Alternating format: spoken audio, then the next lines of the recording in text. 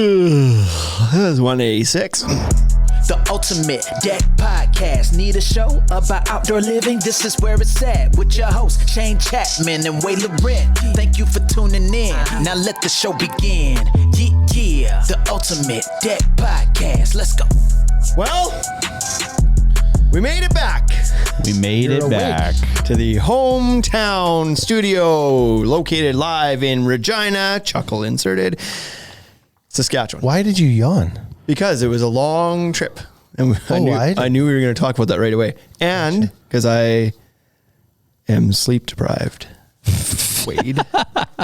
That's why. Sleep deprived. People say the reason they like the podcast is because we be real. So I am exhausted. Put on a smiley face for this shit. I don't think so. Happy birthday to Simcoe. Dex turned 35 yesterday. What? Did you see what he did for his birthday? 35? Probably would have seen that in the Simcoe News if we were still doing that. They probably would have had an article. It might be front pager in front page Simcoe News. I did see what he did. It looks like he went through a set of locks and he was hanging out with his buddy Kev. Oh, look at Corey says 186 was the camo episode. Here's where Corey doesn't know how this whole thing works. Those are sponsored. They don't count. They don't count. They're Corey. sponsored. They're Isn't just he supposed to be sponsored. here right away? Yep. So this is 186. This is the real 186. Yeah. Did you see that Mike from Simcoe and Kevin from And FDI. Home Alone went? Dude, he lives like he's home alone. I'm convinced that he actually is a real life Kevin McAllister. Yeah. Just like Home Alone with all the riches, like loaded, got all the toys, and nobody's supervising him. Yep. So maybe Simcoe was supervising him yesterday. Yeah, maybe. Anyways, they went out on the boat yesterday, and I've never seen this before in my life. Maybe I'm living a sheltered life, but they have I don't know what they were calling it. It is like some sort of train they were calling it. It is Well, it's a set of locks, essentially. So they drive onto it, and then the thing comes out of the water and moves them to a higher body. I've never seen this. Yeah, You've higher never body of seen water. that? I've never seen that. But it's not like the normal traditional locks, like what you're thinking. They don't like drive in and then fill it with water. It's like you drive in and then the bridge comes out of the water. Yeah. And then carries you on a flat plank to a new set of water. On a big rail. And then drops below and Wow. puts you in the water again. That's fancy. it's pretty cool. Right? That's really fancy. It's pretty cool. Yeah. I would just give her You just full throttle and ramp it. pin it, Yeah.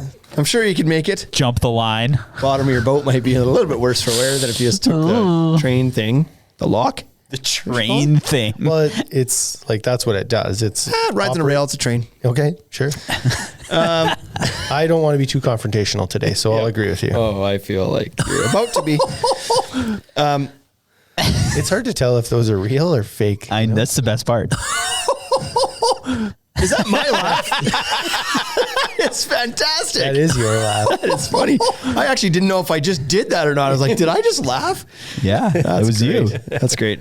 Anyway, we're back from Sharpened Steel. Yeah. Mount Pleasant, Texas at Extreme Backyard and Beyond, where we spent all of 30 hours last week there. Did you add that up? Did you actually do that? Oh, why did you go for it? Well, no, but like 3 o'clock.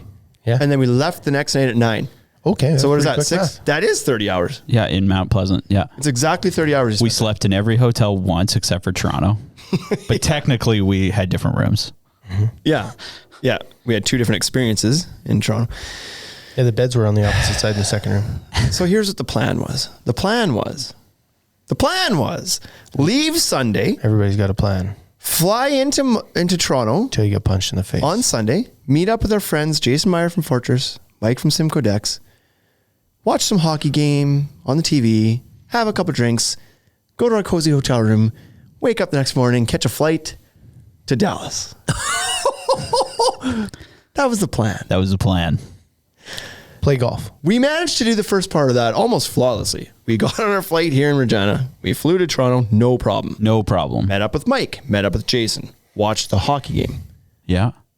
went to our beds. All of that went without any hiccups. Just really smoothly. No unexpected Set the things tone happen. for the rest of the trip. Exactly. Our flight was at 7 o'clock in the morning from Toronto to Dallas. That's a really good time for a flight. I've taken 5 a.m. flights, so 7's a really nice time. I don't mind. Like if that was a 7 a.m. flight out of Regina, I'd be perfectly fine with that because you know that you could show up an hour and a half before and you're good. It's a great to flight. be at Right. the airport, Hour and a half, no problem. 5:30, no problem. So we had heard, and the reason we were going because the event didn't start till Tuesday. The reason we were going Sunday was so we could golf with a few of the guys that we were meeting up with down at the event and go golfing with them at 11 o'clock on Monday. Correct. We had heard that there was a bit of congestion A little bit. at the airport, but we were advised by locals that taking and Terminal 3 American Airlines would be much better than taking Air Canada out of Terminal 1. And American Airlines said arrive 3 hours early. Yeah. Yeah. So they said, so we did. We totally did. We were stayed there in the right same- on time. We stayed in the same hotel as Jason and Mike, same bed as Jason and Mike. Woke Well, up together, yeah. spooning with Jason and Mike. I didn't. I stayed in a different room. It's weird. All went down up in to that the room? airport. The hotel was attached to the terminal. You walked across this short little gate. It was literally 2 minutes. You were in the terminal. We were in the right terminal. 4 o'clock. We roll in there. AM. This place is a f***ing zoo already. It is Insane. packed in there. Yep. There's lineups for days. You can't tell what lineup is for what. There's No. just like parallel lineups of things that then like snake around other things and go to other places. You're like, what the hell lineup are we supposed to be in? There's hardly anybody there to even ask. So you're asking people in the lines and hoping that they know what line they're in. They don't want to tell you because Yeah. what if you're in the right line? Beat it, Gapper. That's right. That's right. We find what appears to be the American Airlines line. Check it. Because we've got bags to check. We got some big stuff. We got our podcast equipment. We got our golf clubs. We got to drop these off. Yep. We get in the line. It's a long line. Very long line. The lineup for security, longer. Yep. Because security's not open yet. There's a reason. We're like, oh, okay. Well, that'll dwindle down. We were in that line What for time does security open at? 4:30. Exactly. Okay. We were in the line for the American Airlines for over an hour. Yep. To get our bags, to get to the counter Yep. to like have them weigh our bags and tag them and everything else. Okay. Flight's not till 7. No problem. No problem. It's only we 5 find o'clock. out later from calling somebody that we had checked in at the counter at 5:13. So we were there for a little over an hour. Yep. But then it took more time to actually drop the bags. We had to go to the oversized baggage and wait for somebody to help us there and whatever. Then we got into the security line. And at this time, the security line was significantly reduced because it was open now. I mean, it looked smaller. I don't been know if open it's for- significantly reduced. It had at been this open time. for 45 minutes. Visually, Yeah, because it snaked down it 3 looked hallways. better than it did an hour before. Yeah. They just moved into a different room. They just moved to the next room, right? Where They're it just was like, really Yep. good at hiding them now. so they hid all of these people in the next room. So we get into the security line. We think, not bad. Doesn't look too bad. Find out that it actually snakes into this unknown area. Yep. And back there's 100 more people. So it's like, shit. Okay. Finally get away into the security room, which is packed. It's snaking all the way through. There's, I don't know how many, for sure not all the lanes open, but there was Most of the lanes were enough open. lanes open that we weren't panicking yet. Nope. We had 2 hours. We spent an hour in that line or 45 minutes in that line. Got to the front, got through security, fine, ish after the wait. Got into the customs line. Oh no. No. Did not look promising when we got in there. Walked into this room that holds probably 1,000 people, and it was like all 1,000 of them were in there. Yep. Snaked right to the back of the room. We're like, okay, shit. Now it's 6 o'clock. Flight's at 7. Yeah. Okay, we're still okay, right? We got a Like, chance. this is the last step, so we should be able to get our way through here. So for the first couple rows, I was kind of like mentally checking and being like, okay, we got through this line. And then when we turned to the U-turn, that took about 5 minutes. And we took about 5 minutes to come back. And it's like, okay, each line that we have to snake through is only 5 minutes. I think we'll be okay. How many lines are there? 1, 2, 3. Boy, this goes back quite a ways. 13, 14, 15, 16, 17, 20. Oh, shit. We're not going to make it. 20 lines. We got at it. least times 5. Just a touch over 100 minutes here, and our flight leaves in 40. Yeah. Yep. So what do? We're patiently waiting. Yep. People are Bomb. starting to get antsy. We should have yelled bomb. Yeah, that would have got some people out of line. Would have got attention. would have cleared out maybe just enough. Our friends Jason and Mike had no bags to check. Therefore, they were ahead of us by probably 20 minutes in the line, or maybe, well, probably more than that, because More we than were that, in the an line hour. for maybe an hour. And then we saw our other friend, Gordon South from Wood Bully, While we were waiting in American Airlines, he went zipping through in the security line too. So he was ahead of us, but not as much. He was only 20 minutes ahead or so. Yeah. So we're in the line. It's taken a long time, and people are starting to get pretty panicky. Like everybody around us is on our flight or on similar flights that leave at the same time or earlier. Yeah. So people are starting to get a little restless. This line's not moving very fast. It's flowing, but it's just like it's a big line. Yep. Somebody cuts the line. All hell breaks loose. People are pissed off now. People are yelling at people. Tensions are high. Then Mike starts texting us, and he's like, "We're on the plane. Where are you guys?" Oh boy, we're not on the plane. We're not on the plane. We're still a few rows back at this point while he's updating us, and he's already on the plane. Now it's like 6:30, 6:40, and we're like, "Shit." Well, there's no way, right? We got 4 rows left to go or something. We're talking to ourselves. We're like, "There's no way they'll hold the plane. There's a bunch of people here, 50 people, give or take." Or somebody will come back. An agent will come back and be like, "Excuse me, who's on 1169 to Dallas? Need you to leave. Leaving. Need you to get to the front of the line and get through here." That'll happen. Because we watched that happen to one other person. Some agent came up and grabbed 2 people. You're like, "Look, see, that gives me confidence they're going to do that for us too." Yeah. Yeah, okay, sounds good. I'm not worried anymore then. The plane's going nowhere, even though like we should be through here right now. So we get to within two rows of the front, and Mike texts again. He's like, "Shit, dudes, they just closed the doors." And now it's like, it's 7, close to 7. We're still in the 7 line. or 7:03 or something, right? Yeah. And we're like, "Oh man, we're still 2 rows back." No way. I think I was at customs at this time. I was just about to walk through. You might have had an agent because you were a row ahead of us. Yeah. And then Mike texts again. His next text was, "I just saw them throw your golf clubs back off the plane." Like they unloaded our shit. And we're like, "No way. This is not happening." Well, that's going to be super inconvenient. They're going to have to put those back on the plane. I'm about to come through here. Yeah. Yep. So Bryce is through. I think we determined it was 7:02 or something. You got through customs. And I ran to the gate. And you ran to the gate, which was like 2 minutes away. You run. Yep. Too late. Closed. We don't get through till 7:15. The rest of us 3 are standing together. We get through, and it's like, at that point, it's already like, I know when the customs guy's like, "Where are you headed?" I was like, "Well, I was supposed to go to Dallas, but I believe that we just missed our flight." He doesn't give 2 shits. He's like, "Sounds good. Have a good flight." Sounds No, good. you didn't hear me. I'm not getting a flight. There's no flight today for me. Okay? I'm not going to make it. But I'll be sure to pass along your friendly little message to the rest of my friends that are on the goddamn plane. So we get through, and we run, and like we're pissed off at these people that cut the line. They ended up on the same flight as us. They're still dickheads to this day. He's not wrong. We go to the flight gate just to be like, ask like, "Now what?" Where do we go from here? They're like, "Go back to A10 where there's another giant lineup of people who also missed that flight. They're all pissed off and need to rebook now." I was like, That was good. the slowest moving line. Right, because they had 2 people working it, and you knew that every single person that needed to rebook, it was going to be complicated. Mm-hmm. Where are you trying to go? How do you need to get there? Like, all the flights are booked, so how do we do it? So every person in line, we're probably 50th in line, and we're like, "Oh man, this is 3-hour line up here. Like, we're not getting on a flight today. By the time we can get to the front, they're going to be full, they're going to be gone. Like, no chance." It was actually, we were talking about whether we'd make the flights the next day. Yeah. Yeah. At this point, there was no guarantee we were getting down there at all. So we sat in that line for hour and a half or something before everything that we did took an hour and a half. We determined this. Till somebody comes through because the line's just not moving. Not moving. This lady comes by and she hands out, we sent you guys for breakfast. We sent Bryce because nobody had eaten yet. We've been up since 3, at the line since 4. Nobody's eaten anything yet. Sent Bryce and Kyler for breakfast. We're like, "You guys go for breakfast. We'll wait in the line. When you're done, come back. We'll go." Because like this line's going to be long enough to do that. In the meantime, they bring these cards. They're like, "Phone this number because the flights are all filling up." And like, "Oh, okay. You're not going to get to the front before it's over." Okay. So we phone this line. Wade talks to this person. They're like, "Sounds good. There's no flights today. We can't get you on anything." Wade kept his composure like a friendly little Canadian would. She's like, "We can put you on the same flight tomorrow morning." You think I want to be on that flight? You think I want to do this shit again, hey? You want me to do this whole thing again? I think at one point I was negotiating like 3 hours.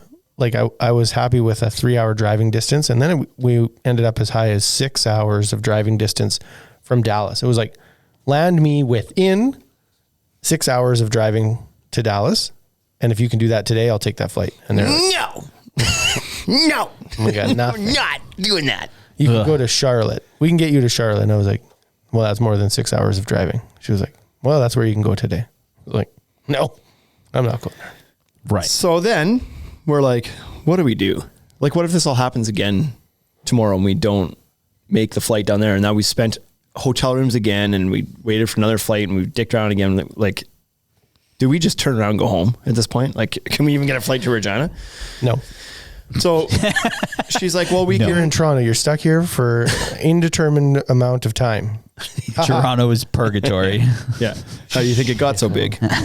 Well, it makes sense now. Everybody missed their flight. That's how Toronto was 7 born. million people missed flights. That's how. Can't go anywhere. That's the history of Anyways, Toronto. there's a building right over here. You could just move into it for, would you pay $450 a night for your hotel? How about you could pay $200 a night and live in this place? Yeah. And if you want a job, airport's hiring. Yeah, we can hire you, and that You could fill multiple roles, actually. Exactly. that's how Toronto was built. That's what you're right. Yeah. People got there and couldn't get out. They wouldn't let them out. Wouldn't let them out. But not like they wouldn't let them out. They gave them false hope day after day after Right. day. And then people were like, F this. I'll live here. So the lady offers to rebook us on the flight for the next day at the same time. Very nice lady, by the way. Nope. No, we're on the phone. Oh, on the phone. I only She assumed also- she was nice. She was good because I didn't swear at her. Right. She's like, here's the deal. I can get you 4 seats on tomorrow's flight at 7 a.m., 11:69 to Dallas. Sounds good. That's going to be an extra $240 per person. Excuse me? What do you mean? What? What do you mean it's going to be an extra $240 per person? Well, tomorrow's flight's more expensive. Yeah, but through no fault of our own, we missed today's flight. You can't just put us on that flight? Yeah. No, sorry, I can't do that. You might have to talk to somebody else to do that. Okay, whatever. Can you hold these flights for us? Yeah, we can hold the flights for you. Okay. Now, and Wade did all the booking. It's his story, but he's really quiet. So Wade had booked these flights originally to come back through Toronto, and then had some sort of like gut feeling maybe that was like, that's a bad idea. We should come back through Calgary. So rebook the flights. Yeah, because I had seen a bunch of information about how awful Toronto was, and I was like, well, if we come back through Calgary and something happens, then we could at least drive home. That's drivable. Yeah. Drive home from there. 6 So they hours. changed the flights, and It's the 6 hour window that I can drive. It's like, I can Right. do that. Yeah. he changed the flights before any of this earlier to come back through Calgary, like weeks before. And so that resulted in us each having a $281 credit to our names. So each of the 4 flights. So Wade's like, okay, fine. Can we just book that flight for tomorrow and just apply my $281 credit I have to the $240 that you're trying to charge me now to get on that same flight? No, sorry, we can't do that. Why? Why now? Why can't you do that? Well, because that credit has to be used towards a future flight. This flight is tomorrow. That's Tomorrow. the future. Use the credit. Yeah. Do you know what today is? No, It's sorry. the past. It has to be for an entirely new trip. It is. How does that Excuse make me? any That's sense? what I said to her. I was like, well, it is a new trip. We were supposed to go on our trip yesterday. Yeah. Now tomorrow is a new trip because that one didn't happen. She was like, it can't be done. I was like, well, that's not actually true. It can be done. I know how this works. Yeah. You just click a button. Won't be done. Right. You should say won't be done. Yeah. So anyways, it did not happen. So We she didn't wouldn't use those do that. credits. So what she was willing to do, Reserve the seats. super helpful. She reserved the seats. She reserved the seats That was good enough. until we could get to the front of the line that we were currently standing in to talk to an agent there to see if they were willing to give us a straight across trade and not charge the $240. So we waited in that line for longer till we finally got to the front, met this little lady there. She was great. She came up. She's like, who's next in line? We're like, we are. She's like, come over to this line over here. I'll be with you in a second. She came over. What are you guys trying to do? Well, we're trying to get back. We're trying to get to Dallas. We just missed our flight. Yeah, you and everybody else in line. I can't get you there today. Okay. When can you get us there? Tomorrow. There's flights reserved for you for tomorrow morning. We asked the same thing. Can you get us within 6 hours of Dallas? Can you land us anywhere within 6 hours? We'll rent a car. We'll drive there.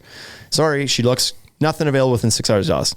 How about 8? Can you Right. do 8 hours? Anytime. Can you just get us within a day's drive of Dallas? Nope, we can't. The only thing we can do is put you on tomorrow's flight at 7 a.m. How can you guarantee us that we don't show up here tomorrow and go through this whole same crap again and end up in the same situation? I can't guarantee that. But I start work at 3 o'clock tomorrow morning. You come find me. I'm going to check you in right now. You come find me at 3. I will help you check your bags. I'll get you on. We'll get you into the security line sooner. Okay. You might get through. What time is the security line open tomorrow? 4:30. Okay, so whether we get it here at 4 or 3, it's still closed. We're still in the line waiting for it. Yeah, that's right. But I'll try to get you in sooner. But you want to be at the front of the closed line, Right. Not the end of the closed line. Mm-hmm. So she was great. That's what we did. We're like, okay, I guess we're stuck in Toronto. We can't, like, there's no option here. We can't get out anywhere. Yep. So we went back to the hotel we stayed at and we're like, hi, we need 2 more rooms. They're like, sounds good. That's $100 more a night than you paid last night. Yeah, of course it is. Whatever. Ring the card. Like, now it's $450 a night for 1 room. Right. We shared rooms. We booked 2 rooms. So now we're down $1,000 because of this. And then we're like, well, let's make the most of it. I guess we're here in Toronto. So we went and did some Toronto things. We went downtown, hung out for a bit. Wade and I went to a ball game. You guys went back. I crashed. We made a new plan, get up at 3 the next day, go back to the airport. Let's do this whole shit again. Because they wouldn't let us stay in the airport. Like, you can't stay on this side of security. Not allowed. You have to go back, pick up all your baggage, recheck it. Okay, sounds good. So next day we show up at 3 now to do this whole thing again. Thankfully we found her and she did help us get checked in a little bit quicker and skip at least the first line. Yep. And we got into security. Wait. Got into customs. The line was half as long the next day. So everything went a little bit smoother. I heard people yelling at the American Airlines people the day before in that rebook line being like, why wouldn't you guys hold the plane? You knew that there was 50 people in customs that were right at the front line. Why wouldn't you? Sorry, sir, we can't do that. That's not we can't control anything other than the plane itself, and we can't control when it leaves, whatever. We get on the plane the next day. The plane does not close the fucking doors till 7:15. Yeah.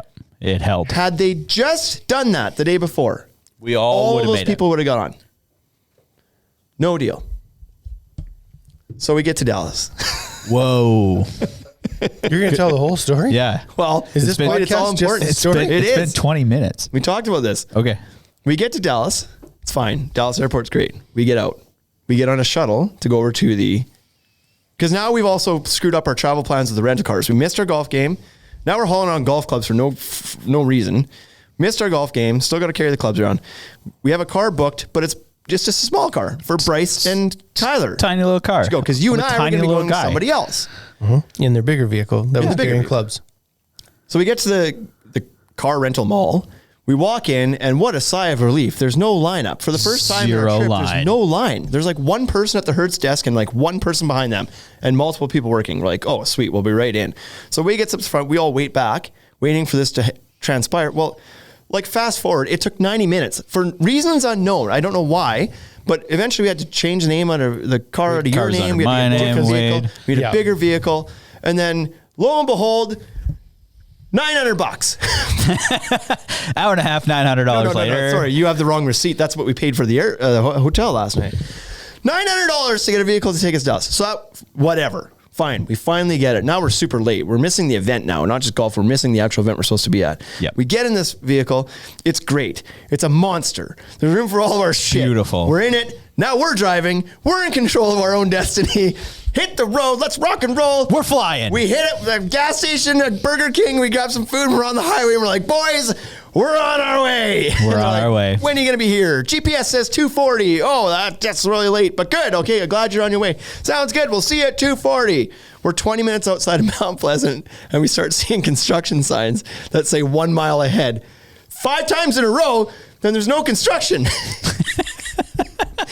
And we're doing 30 miles an hour. Yeah, at best, right? Like we're stopped a bunch of times too. Yeah. We're like stalled in traffic, this lineup. We don't know why. Finally, like miles ahead, this set us back 30 minutes. This we had to text the guys again. We're like, not 2:40.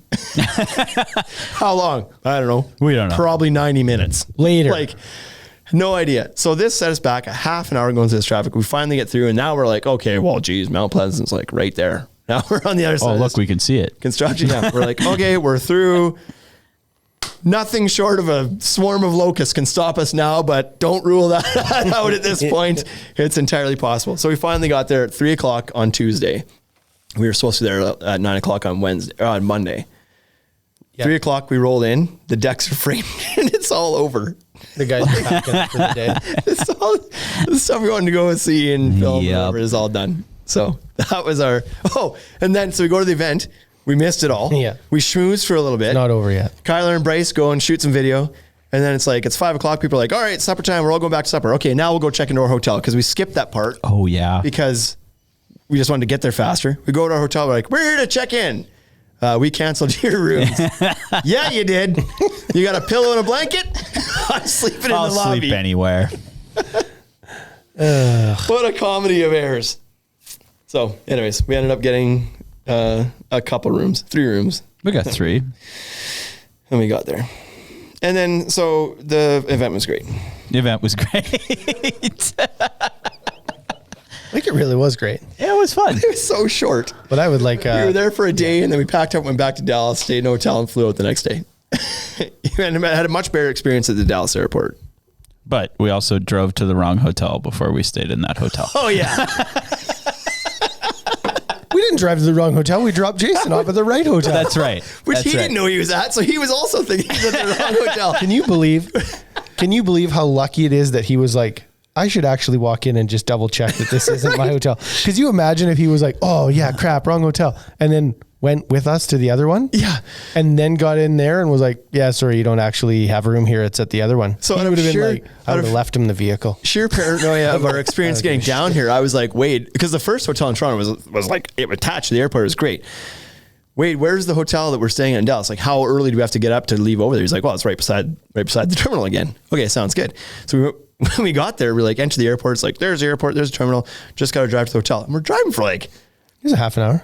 I was going to say like a half hour. And I'm like, this is wild. And Jason Meyer came back to this from Fortress, looked it up on his phone. He's like, oh, it's right there. It's only 0.4 miles. 2 inches away from where we need to be. Sounds good. So, and we're all staying at the same hotel, or so we thought. So we get to this with a Holiday Inn or something. It was like, Doesn't matter, but it's called like Holiday Inn Express South and Holiday Inn Express North. Right. And so we, like the one that first popped up on my phone for GPS was South. So I was like, oh, it must be that. Click. 30 minutes away. So we drove there. and got out. And Wade goes in, Hi, I'm Wade. and he's at the Pleasure to meet you. counter. And You're from the deck shop. I was like, I am from the deck shop. That didn't happen. that sounded smooth. Yeah. We get out and like I grabbed a bag and then stopped, and I was like, Yeah. I'm just gonna wait. And you were kind of grabbing. I was stuff. like, You're let's we're here. you're like, what are you doing? I was like, well, What's your last name? Give him my last name. Kind of want to make sure first. I don't have anything. Well, yeah, no, of course you do. You have something. It's like, it's booked. Here's my confirmation number, and open the email up and hand to him. He's like, oh yeah, you're at the other hotel. I was like, what other hotel? What other hotel? The north one. I was like, no, like it just told me to come. GPS told me to come to this one. He was like, well, there's another one. Go to that one. Fine. Where is it? It's like right beside the hotel or right beside the airport. I was like, of course it is. Cool. And this is all happening late. Like this is midnight. This is midnight or 11. I'm supposed to have the vehicle back for 11:30. That's not happening. It's going to be like 12:30 by the time I get that back. Anyways, We all load back into the vehicle, and then we're like, Jason at the very last second. just had a hunch. I wonder if I should check and see if mine is here. We were about to take him back to the other hotel. His was there. Anyways, So left Jason behind. Dallas Airport Found our has hotel. got their snot together. That's great. Man, you Yep. walk in, it is like they have signs that have time for your lines that you're in. It's like your next checkpoint will be this many minutes. And if you go to a different line, that checkpoint is this many minutes. And like you can tell. What a novel idea. Yeah. You know? Anyways, Toronto's got Toronto right now, like I've never had problems at the Toronto airport before, but it's clearly in shambles right now. Like it's just unbelievable. Yeah, And it's pretty It just terrible. reminds me. I saw this Joe Biden clip the other day. It was like a where he meme, fell off the bicycle. meme video. Not that one. He's like, America can be described in one word. Yeah. It's like, sorry. It was like, what was that supposed to be? That's Toronto Airport right now. Okay, well, the reason I delayed that is because I don't want to even talk about what we're talking about next. Because last time we did a podcast about this, we had a couple drinks and then I want to preface that with the last time we did a podcast about this, we weren't even talking about this. Yeah, that's right. what? It wasn't. We were it wasn't talking based about a on this. completely different topic, and Serious? It turned it into went this. off into Yeah, that's true, this. that's right. Wow. Oh yeah, it was like a top 10 list or something like that. And the number 7 was like a permit, and then we just got into it. So the backstory here What is side are you taking on this? don't you worry about it. Are we going to the be backstory- friends after this? When this is all done, are we going to be friends? Unlikely. It's a good thing we're golfing so we can rebuild that if that happens. We'll just deal with this later. So was that a button again? God, that's fantastic. He pulled 4 clips off. Fantastic. He's got one from Gord that I'm really excited about. So we're talking about decks falling off houses again today, but intentionally this time and with no alcohol involved. Speak for yourself. Even though we could all use a drink. So a couple years ago, this happened, and the USMC jumped in. It's the builder's fault right now. You want to know what ditch Scott's in? That one. A couple years ago, in 2020, there was a pretty severe deck collapse that happened in Regina. These happened all over the place for a variety of reasons. This one was a textbook case. It was a second-story walkout, unfortunately, and people were injured on it, unfortunately. And that all happened, and it just ended up in the news again, like yesterday. July 4th. Why is it back in the news? Are they back in court right now? Is that what's happening? I think so. Kind of, yeah. It's the legal stuff is all happening now, right? So this deck was, call it 11, 12 feet in the air. It was a couple, 2 people on it. That's it. The homeowners. Yeah. I'm not sure their age, but I think they're like kind of 60s, I'll say. He's a professor at the university. I'm not sure what she did. They go out on the deck to enjoy. They've got, the picture shows they've got like a bistro set, essentially, like a little wicker bistro set and a barbecue, I think. And then them 2. And the decks, I don't know how big the deck is. What, 12 by 12, maybe? It might be a little bit bigger than that, but sure.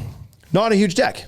Nope. And so they're sitting there, and as an article describes it, they started to hear some odd noises coming from beneath. Creaking, right?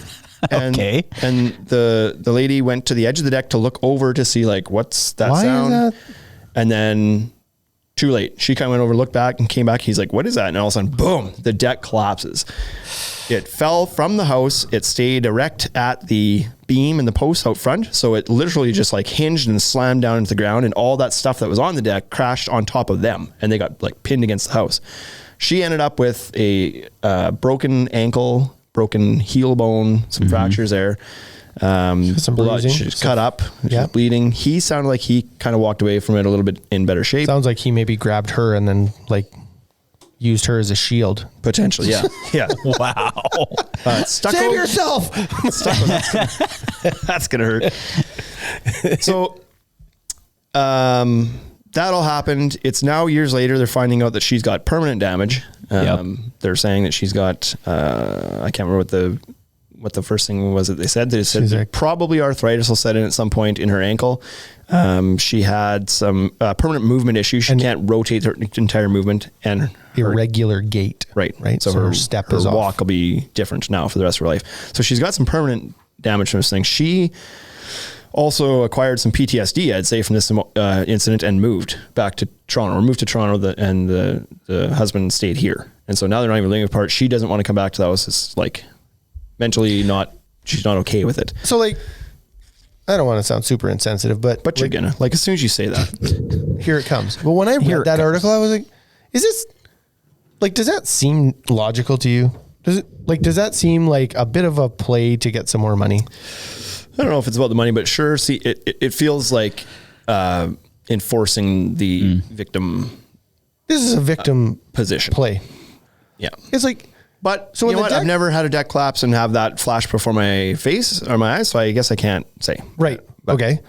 I have had a significant injury. I cut my thumb off with a table saw. And when I walk use one past, since. No, I use them all the time. You do not. I use them. I use them all the time. I actually use the same table saw. Yeah. All the time. Hoping that it'll slap it back on. Put it back on. You use it in reverse. Swap! some king. Holy, would you look at that? Oh, man.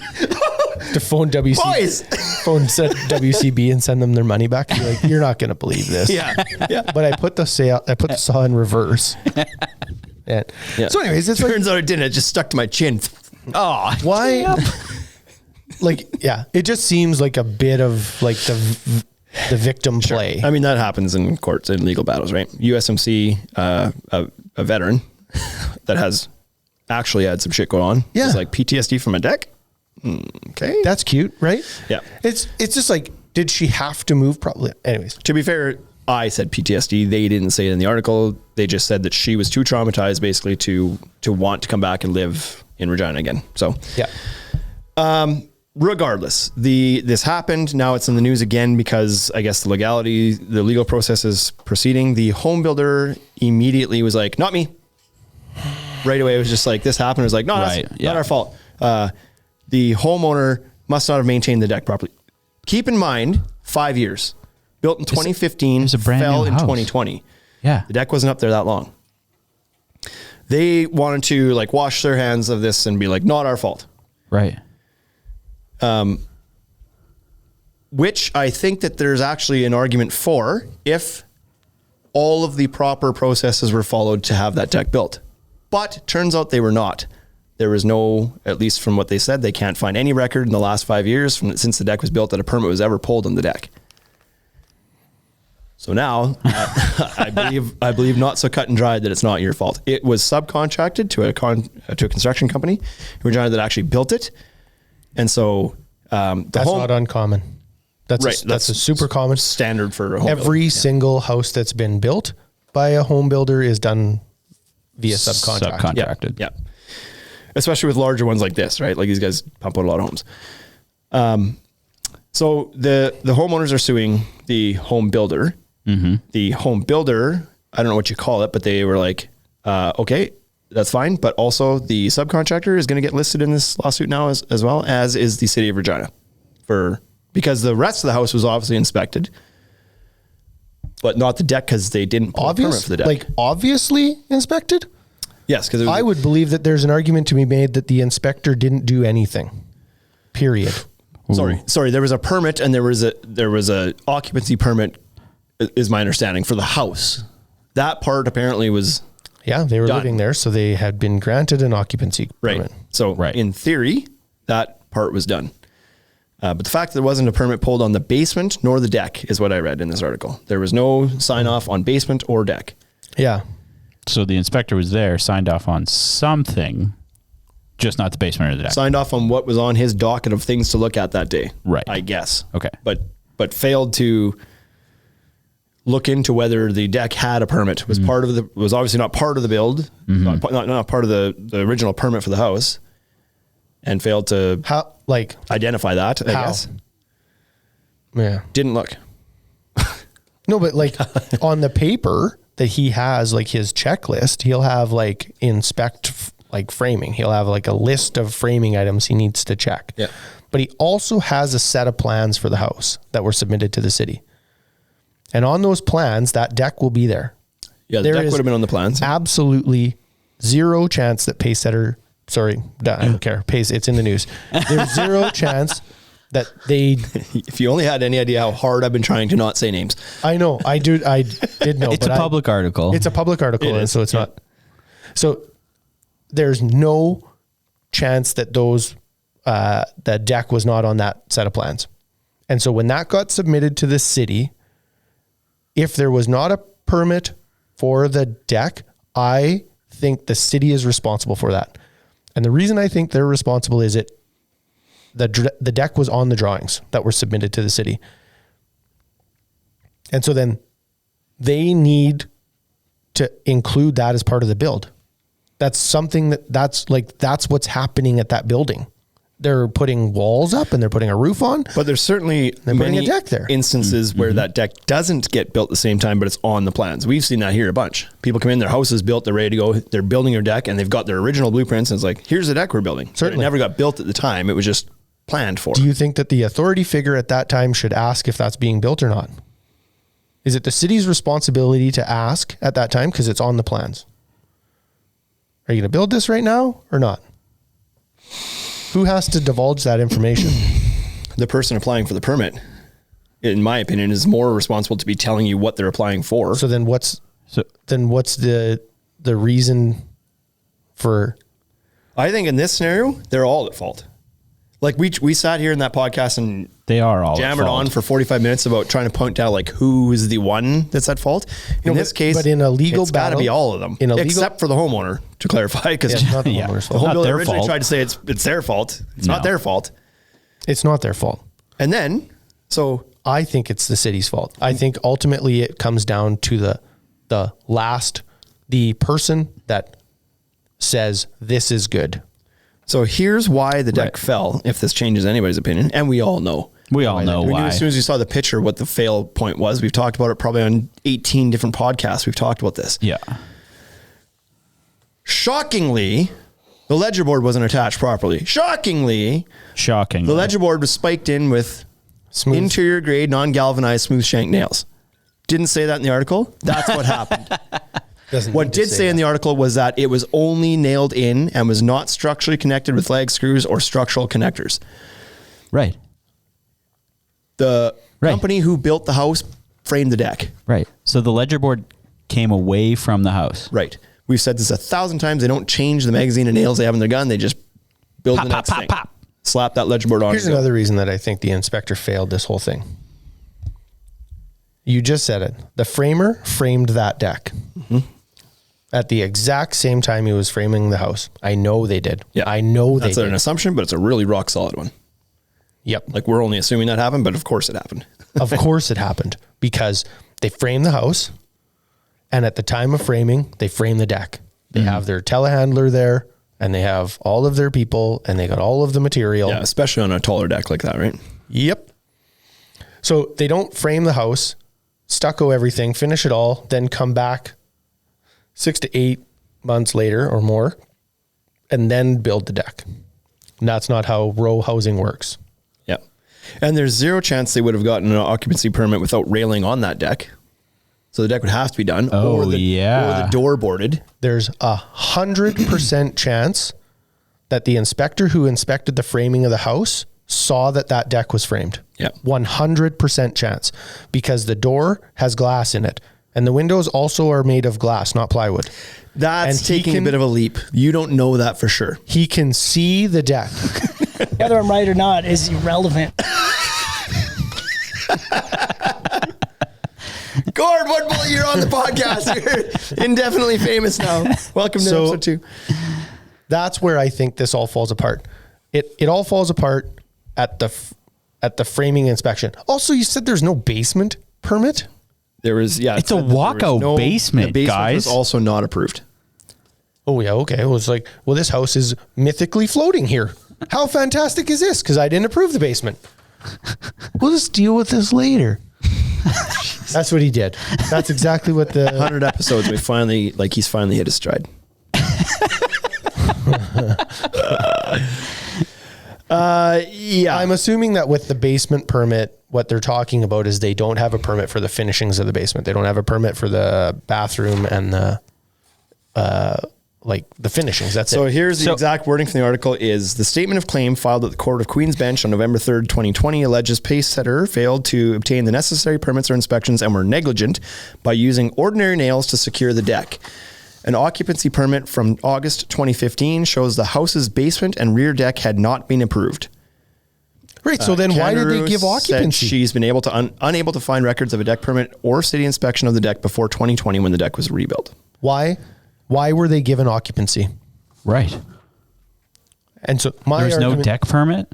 That's it. That's my argument, is that the city allowed those people to move in. If you didn't give a deck permit, if the inspector said you were allowed to move into this house. Yep. And there is no deck permit on there, what has to happen in his head or her head is they have to envision that when you walk out that door, you fall straight to the ground. Right. That the deck doesn't exist. Right. Because if the deck did exist, which it did, it was built at the same time that the house was framed. Can you guys link this article when you post the podcast so people can look at this and see the pictures? And it for sure had railing on it, and it for sure had soffit and fascia, and there is absolutely no chance that the person doing the soffit and fascia on the house didn't do the soffit and fascia on the underside of the deck. So it was there.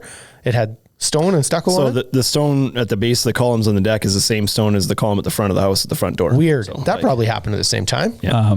So same trimmings. If you were to get the occupancy permit for the house and say the deck wasn't on the back of a 2-story, would that fly? No. What they would do is they would make you turn the deadbolt around, and you would have to have the key on the outside. The key part would be inside. Oh, okay. And the lever part would be outside. Right. And then the door, then you have to use a key to open the door, which changes it. Mm-hmm. And now it's like, now a kid can't just walk up there and open the door and walk out. You have to pretend like that the deck isn't there. And so if you were to give occupancy without a deck on the back of that house, you would have to change the deadbolt around and remove the doorknob. Mm-hmm. Okay.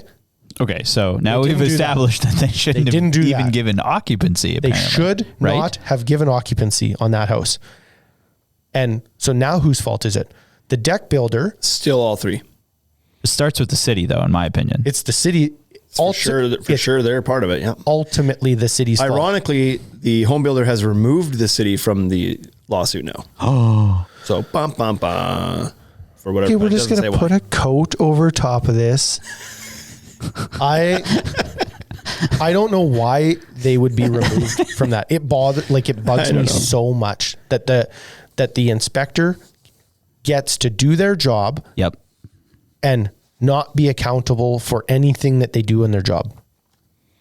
He's not accountable for this. That's what's happened. They've been removed from the lawsuit. It's like, well, how is that even possible? You said that the house was safe to live in. You checked a box that said the place is safe to live in. Yeah. And now she broke her ankle and is injured and has to live in Toronto. And that's the worst city in the whole world to live in. I've been there. I don't think she moved there on purpose. I think she was taking a flight to somewhere else. Almost for sure she was trying to get somewhere else. Yeah. And then she got stuck there and was like, well, I just haven't been able to make it damn. back to Regina yet. I guess I'll just stay here. The article got that a little bit wrong. I am coming back. I feel like there's responsibility at all three levels here. Like the home builder for not getting the permit in the first place. That was their first big misstep. What if they- because how do you point fingers now when you intentionally skipped that part that makes sure that the deck is safe? Did you The intentionally- home builder? Home builder, yeah. Did you You said intentionally homeowner. Oh no. skip home that? builder. Maybe you didn't intentionally skip that. Like it could be argued that the deck is on the plans. And so when they submitted the plans, they assumed the city was going to get a permit for the entire plan that they gave. There's a drawing that has the deck on it. And so the city should say they're the authority figure. They're the ones making the decision. Mm-hmm. And so much the same way as if a police officer pulls you over and they make a decision about whether the person in the back wearing their seatbelt, whether that's their fault or your fault. And at a certain point, at a certain age, the police officer says, well, you're 16. Now you're responsible for your own actions, right? But less than that, it's the driver's responsibility. There's certainly They're the authority figure. They make the decision on a set of permits, on a set of plans. The city is the authority figure. So it's their responsibility to decide whether that deck needs a permit then or not. And the home builder submitted the plans and was like, I'd like a permit to build this house. And the city's like, sounds good. House. However, legally, ignorance is not a defense either. It is not. And so they've built 6,000 homes in Regina and 6,000 in Winnipeg and 6,000 in Calgary. And they would know that a separate permit, or they should know at this point, after building thousands of homes that probably had decks in them, that the deck is not part of the permit, that you need to specify and scope it out on the permit application that says rear deck. Right. Is also covered. Like we're also applying for a rear deck. Then you have to fill out an entire checkbox that says what size of the joists and what size of the beams and what size is that. If they didn't do that, then they obviously weren't applying for the deck permit, and they can't plead like, oh, we didn't know we didn't have to. Like you're a home builder. Well, yeah. You built thousands of I homes. mean, then at You that point, you should probably know. shouldn't be a home builder. And who knows? Maybe it was just an employee of that was like, who knows why the deck didn't have a permit pulled on. We don't know. We can only speculate. Well, for sure, it's an employee of the company. But what the article does not say, and Pacesetter is in this article, like the GM of Pacesetter is responding with quotes in this article. It does not at any point say we didn't know that the deck wasn't part of the full permit. If that was their defense, it'd be in here. Yep. Yeah. So what they are doing is, while it actually said in here, we followed all the, I can't remember what the wording is. We followed all the necessary requirements to ensure a safe and blah, blah, blah, blah, and then pointed fingers at the subcontractor. It was like, they did it. Yeah. Yeah. See, I don't agree with that. To me, it doesn't matter. Bet you they don't work If you for each other anymore. subcontract anything out, you're responsible. If my kid does something, I'm responsible for it at this point in time. Yeah, it ends up going back to the home builder. It's the home builder's responsibility for everything that's a subcontractor does. Correct. Just like it's the city's responsibility after a But permit what has been happens pulled. with home builders is they hire the least expensive contractor. Right. And they don't double check their work. Not very often. They assume that they're good right off the bat. They might check the first or second house. And that's where I point the finger back at them, because fine, if you don't know as the home builder the ins and outs of the specific codes that are required for every part of that house, the reason you get the permit is to get somebody who does to tell you safe. Not somebody who does, somebody you pay to tell you Right. it passes. And so if you've skipped that step, then you better make damn sure that the deck was built safe. Then if you're going to skip the part that's there to make sure it's safe, Yep. then you've taken that liability on then As the home builder. as a home builder. Yep. And the contractor. Yeah. I think Ultimately, it's their work that failed, right? I think the Right. contractor is the furthest down on this.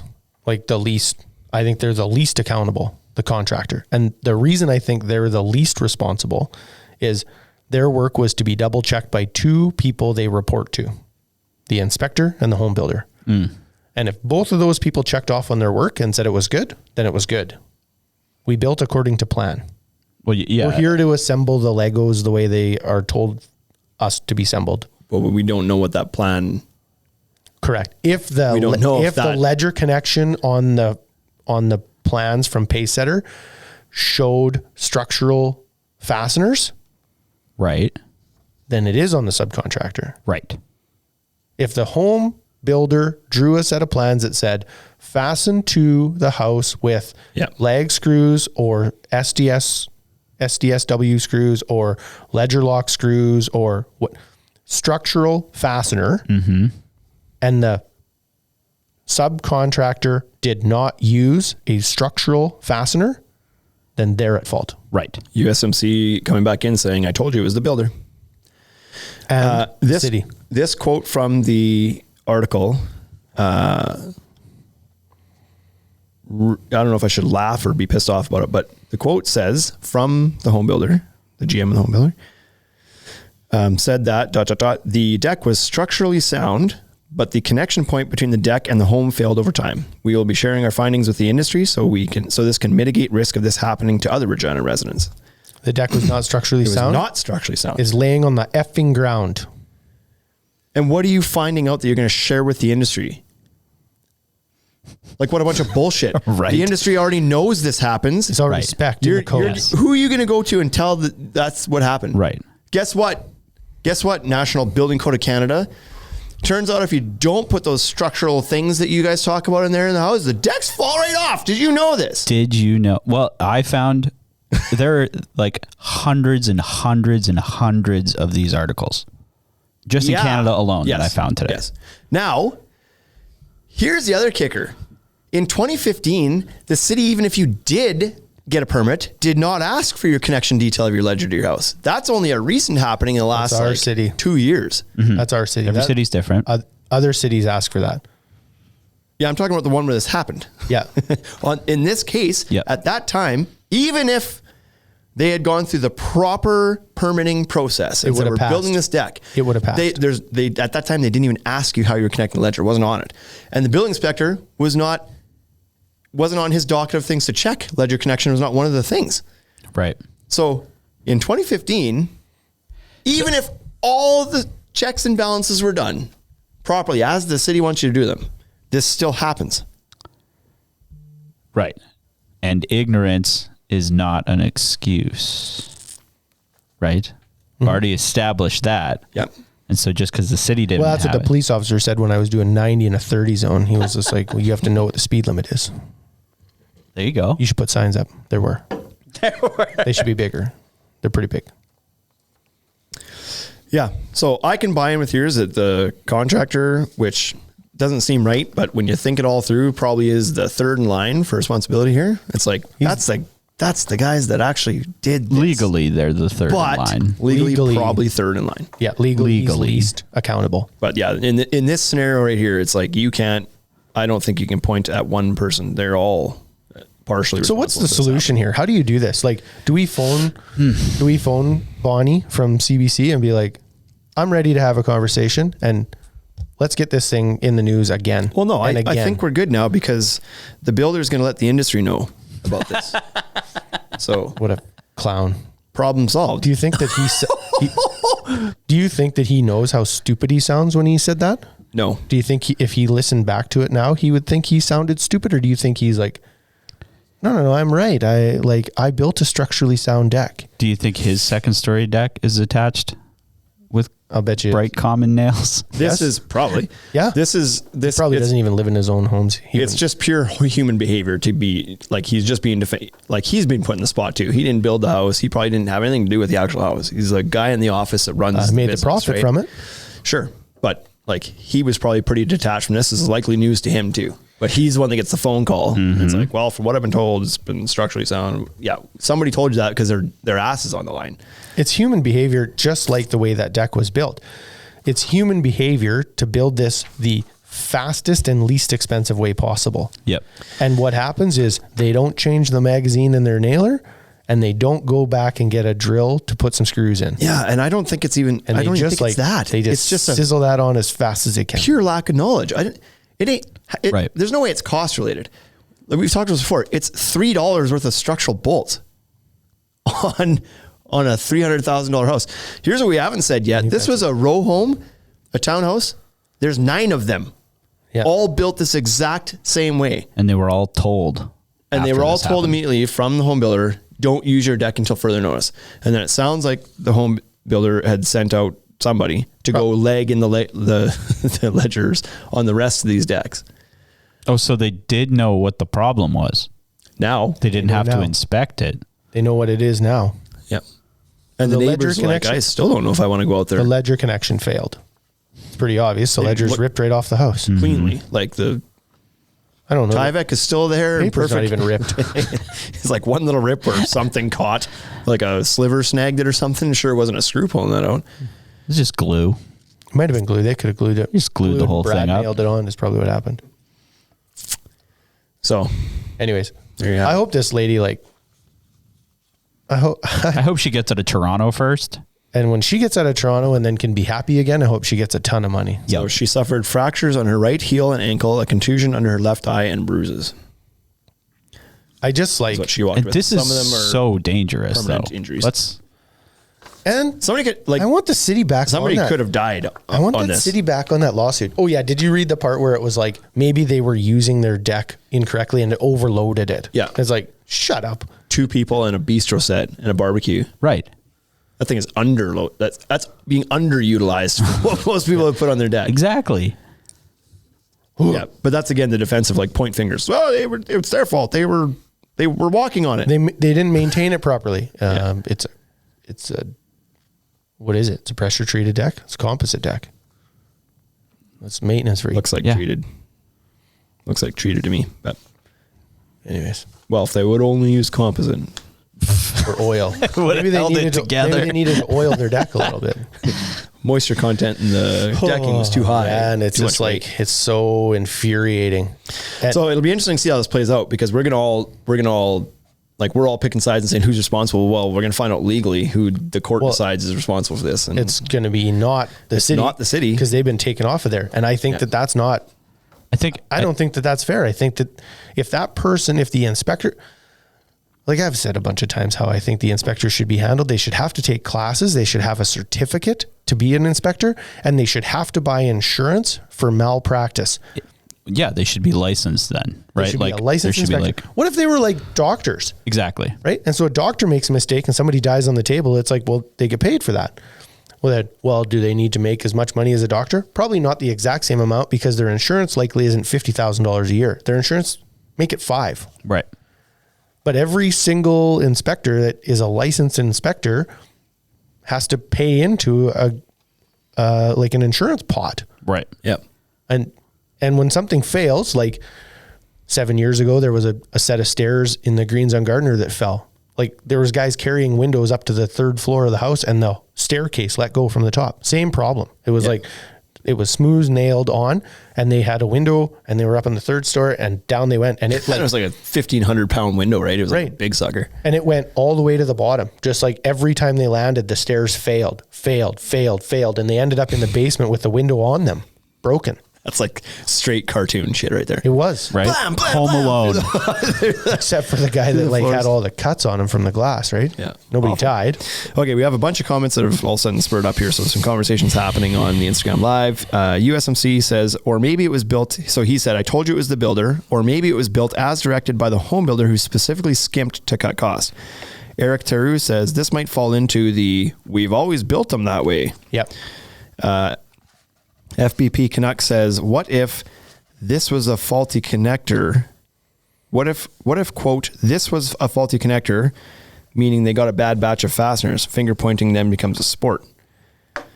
Yeah. We know it wasn't a faulty connector. It was straight up, they said they weren't properly connected. Didn't use the proper connectors. USMC says, quote, don't use your decks until further notice. Sounds like admitting guilt. That's what I said too. Like, if you don't think it's you, I mean, you could also say like you're just looking out for the people, and Well, like, yeah, it's going to fall on you whether you feel it's like your fault or not. It's It like, fell. don't want that to happen 9 more times. We need to go look at the rest of them. Yeah. FPP Canuck says, this is assuming they used the proper fasteners. In this case, obviously they used improper screws. No, they didn't use any. They didn't use any screws. It was bright nails, framing nails. Smooth shank, common nails. TC Deck says, blame Amber Heard. We haven't really talked about what her involvement in this is. So, Maybe that's how it was overloaded. Whoa. FPP Canuck says, I think on a Pacesetter should side get her note, lawyers. on a side note, the railing stood up. Must have been Fortress. Yeah. The railing did stand up. I can promise you it's not Fortress. Yeah, it looks a lot like the other guys. Yeah. So, there, we didn't even fight.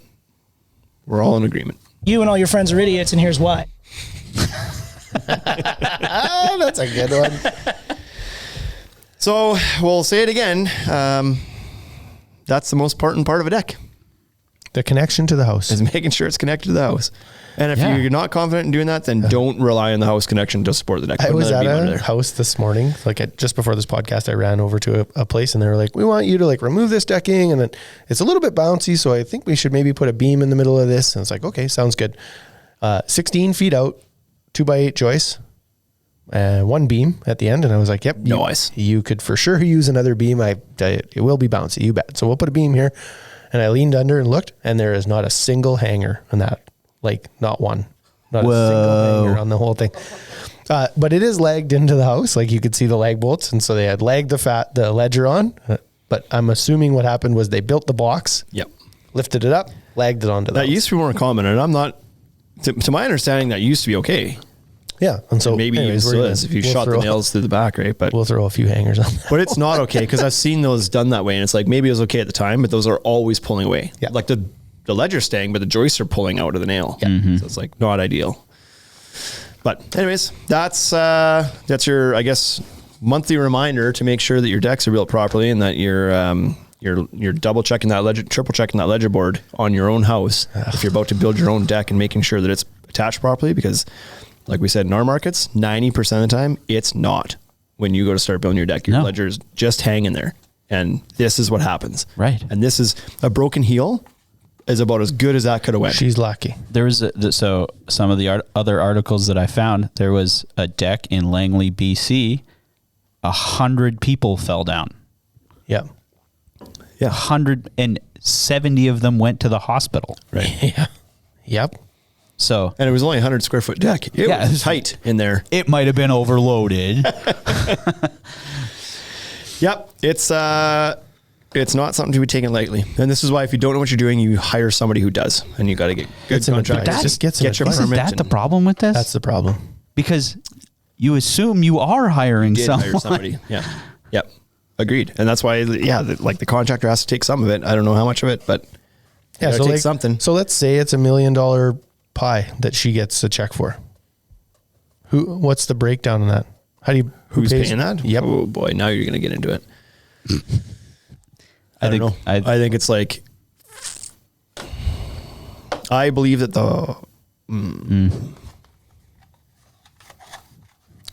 Based Every on this time one, you- it really feels like the city should be paying the most. every time but I just can't get away from the fact that they didn't pull a permit on that deck. That to me immediately ups their responsibility. I don't understand how they got an occupancy permit. I They don't- shouldn't and even then have there's been that. in the house. That's how the last podcast got out of hand. As soon as you think you've got somebody, you're like, oh, but what about this? Oh yeah. And then so But I don't think that I don't think the city should be absolved of this because I don't think they should be either.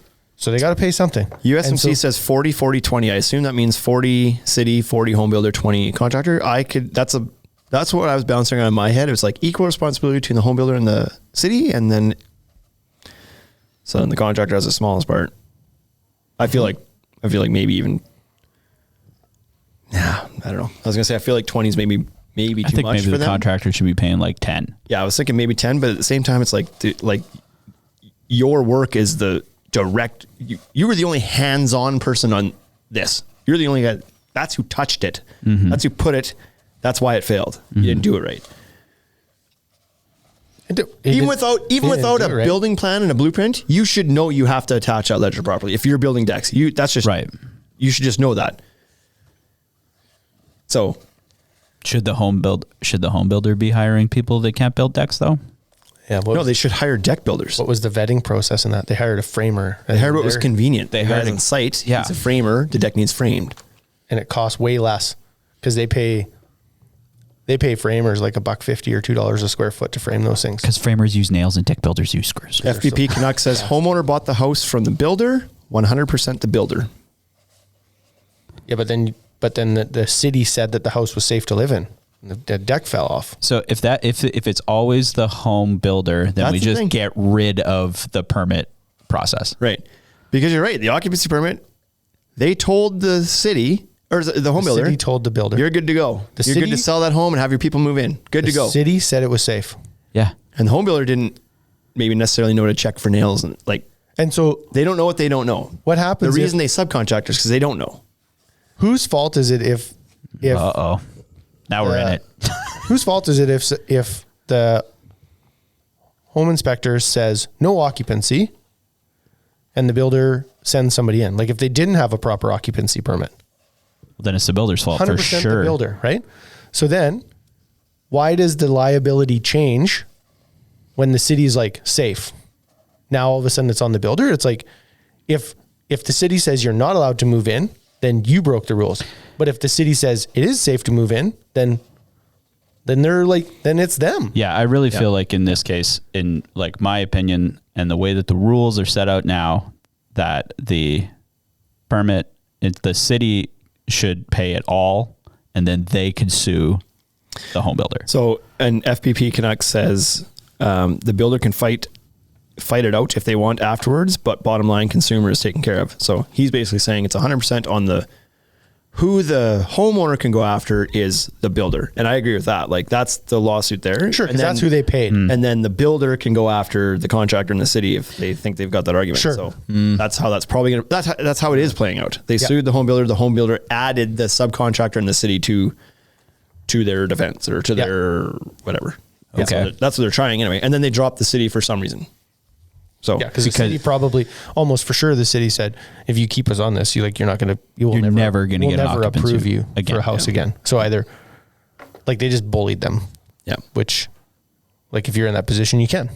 Yeah. But instead of saying, so who's the permit inspector supposed to protect theoretically? The homeowner, the resident, the homeowner. Okay. Eric Turu says in Quebec, a proper licensed contractor is 100% responsible. No inspection required. New home construction might be different. Sure. So do that. If you want to be a contractor, if you want to build houses, you have to pass. You have to be red sailed and you got to take these courses and you got to. But who's the contractor in this case though? So then that's the guy who built the deck. And then it ends up on him. But if the process, this is why it's impossible to solve because we go from him being the smallest one to me like he's 100%. Well, he's here, right? He's not at all responsible. Not at all, but he's not held accountable here. But what Eric is saying is like you don't have inspections there. Yeah. You have certified contractors. And I actually think that would be better because I don't think that the inspector has any value in this process. They clearly don't do their job, period. That's it. The deck fell off the house and he said it was good to go. Yeah. So he's not doing his job or her job.